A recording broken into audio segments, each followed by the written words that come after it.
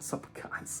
Welcome back to another video. It is me, that Irish guy. So great to see you again. We are not going to waste any time and get straight into today's video of 5 tips that should greatly improve your life if you so choose to use them. Let me talk to you guys about the first tip, which is number 1, working out. And I don't just mean by going to the gym, I just mean in all areas of your life, expansively working out. You know, you can take the basic approach of, instead of, let's say, driving 20-30 minutes to the Starbucks to get your regular order, maybe it's particularly nice out. You could decide one advantage maybe is to instead go and take a walk there or cycle there on your electric bike, scooter, whatever. But basically you can, by working out, get some extra fresh air going into your lungs. If you woke up in the morning you're not feeling particularly great, that physical exercise is going to be really beneficial.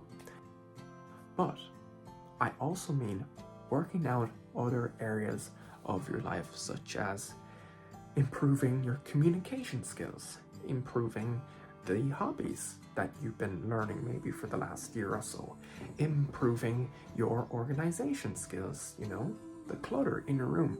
Basically, working out different areas of your life that could do extra improvement where you feel you may have been lacking or neglecting it, like for communication. Maybe this is the year you decide that you want to learn an extra language. Well, you can begin working out on that and working the biggest muscle of them all, your brain, and learning different words every single day to improve your vocabulary, so that maybe one day you could be brave enough to book a trip to Italy and use the Italian you've been learning with Duolingo. Even though the Duolingo bird is the most annoying bird that, oh my god, I don't know why they made it a bird. The second tip I want to talk about, guys, is to trust your opinions.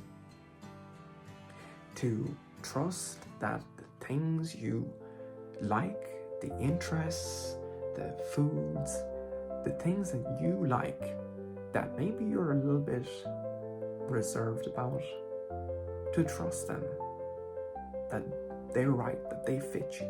Because, guys, there is going to be nothing worse than coming to the end of your life and realizing that you are driving a car that you bought because you wanted to impress the people next door who don't really care that much about you and the car you drive. There's nothing worse than coming to the end of your life with all these things. You are the only person who's really going to be able to tell if you made the choices out of trust or fear. And that's why I say, guys, please, please, please trust your opinions and trust that what you believe and what you think, stand your ground and believe that they are the right choices you're making. My third tip is to do with fashion. Now, it can be hypocritical to say, well, you shouldn't care what other people think and you should wear the things to make you feel good. And it's true.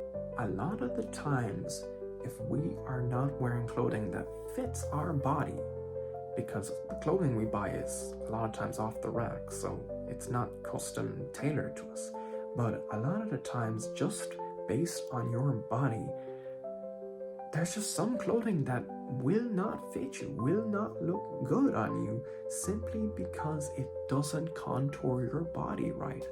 And we all know that if you pull up to an event, right? You pull up to some sort of ball or prom or something. If you pull up in a poncho and baggy sweats and your slides, and you were in the middle surrounded by everybody wearing dresses and tuxedos, you would feel really uncomfortable. You would feel you wouldn't feel like you're living up to your best potential. And that is what it simply is clothing that fits really good. It can elevate you to your next level. I think that clothes have the potential to elevate not only just your confidence, but elevate you and who you are and what you want to show the world. So with that being said, that is my next tip, is to, I guess, elevate your style, and is to buy clothing that works for you, and to, again, please, oh please, again, trust your opinions. If you think something looks good, go with it.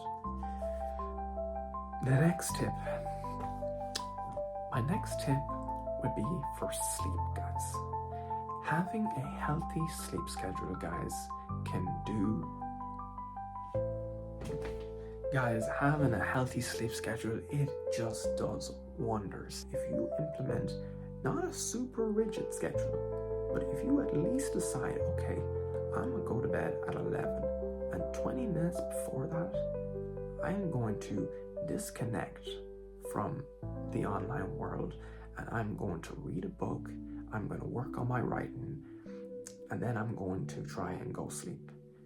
If you set a rough period of time when you're going to hit the bed, and then you have an alarm ready for when you're going to wake up, that is at least 7 hours down the line. And I'm no sleep expert, but if you at least try to aim for roughly 7 hours of sleep, it then starts to feed into the other tips that help, which also then feed into boosting all the other areas of your life.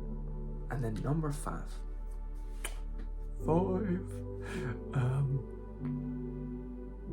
it's to let go. It's to let go of the things that I think are really keeping you from implementing new habits. The constant energy that you are putting into, well, I made this mistake 2, 3, 4, 10 times, but let go. And this is the tip that takes and is continuously something I'm working on. I'm continuously trying to implement, but I'm trying to give myself permission that it's okay, that these things happened, that no, I'm not perfect. And my quote I always use is that I'm a work in progress. You're not gonna get the finished product with me. So this is I think my most important habit I hope you can implement. If you enjoyed this video, again, let me know, drop me a comment. And I am that Irish guy, your boy. I'll see you in the next one.